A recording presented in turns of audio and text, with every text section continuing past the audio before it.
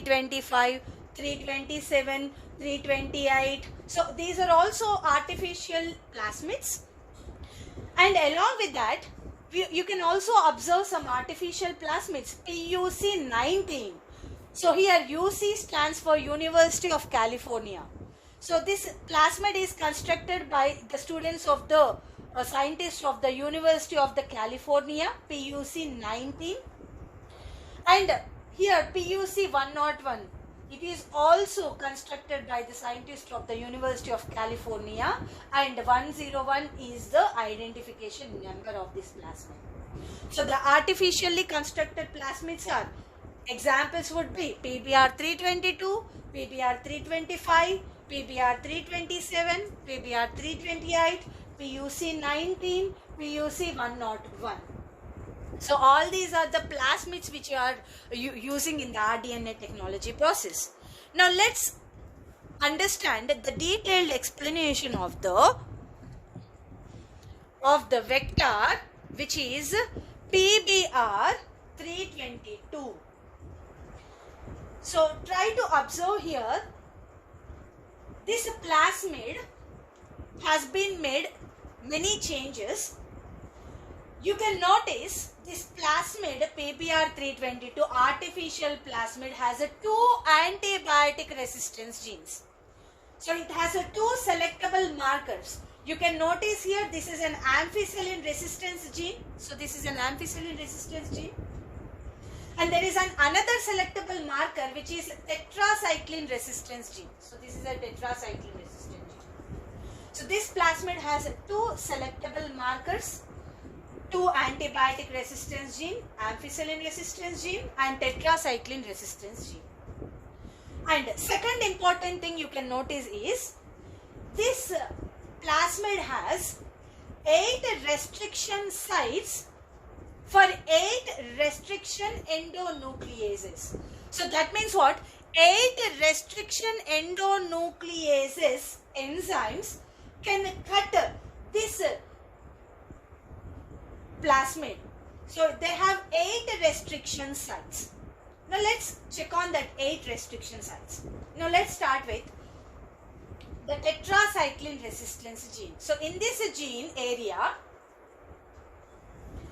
there is a recognition site for the enzyme restriction endonuclease BAMH1. That means what? BAMH1 enzyme can cut this region because it has a recognition site at this place, at this region.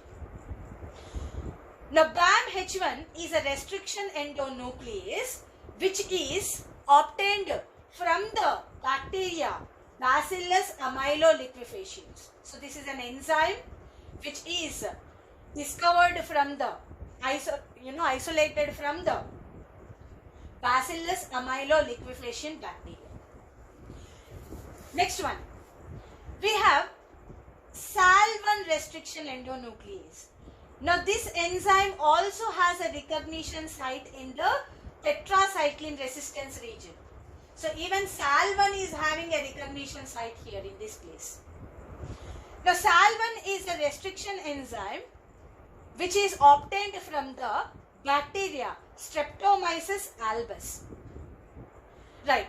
Now if you can notice, this is PVU2. PVU2 is a restriction enzyme obtained from the Proteus vulgaris bacteria. And even PVU2 has the recognition sequence of the restriction site in this region of protein, in the region of protein. So you can notice here, PVU2 has this recognition site.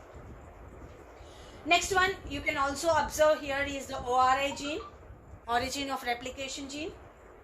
And this is the ampicillin resistance gene, right? So in the ampicillin resistance gene region, there are 2 enzymes, recognition sites are present. One is PST1, Providentia starte. So this is the enzyme which is obtained from the bacteria Providentia starte. And this PST1 enzyme has the recognition site in the ampicillin resistant region. And PVU1 We have spoken about PVU2. So this is PVU1. PVU1 is a restriction endonuclease enzyme obtained from the bacteria Proteus vulgaris. Now, this PVU1 has a recognition site where in the amphicoelin region itself. So here, that means this enzyme can cut the vector over here, this place. Next, you can observe this is the Echo R1 recognition site. You are already aware about this Echo R1. So, the Echo R1 recognition sequence is what? GAA TTC. So, that means what? The GAA TTC recognition sequence is present here.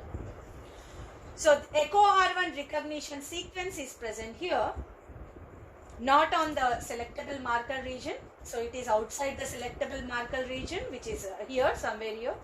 And there is another enzyme, CLAV1. So, CLAV1 is a restriction endonuclease. So, this enzyme has a recognition site here. And next one, HIND3. HIND3 is a restriction endonuclease. You are already aware about this enzyme. So, this enzyme has a recognition site over this region, this area. So, that means what? Here we have 8 restriction endonucleases can act on these 8 restriction sites. So, there are 8 restriction sites for the 8 restriction endonucleases. And there is one ORI gene. You can notice here this is an ORI gene. And there is one region of protein. So, this is the PBR322 structure. So, it is an artificial plasmid. It has 2 selectable markers, amphicoelin resistance gene and tetracycline resistance gene. And it has 8 restriction sites for 8 restriction endonucleases. And then it has one ORI gene. And it also has a region of protein. So, this gene is very important because this gene produces proteins which helps for the replication of this vector.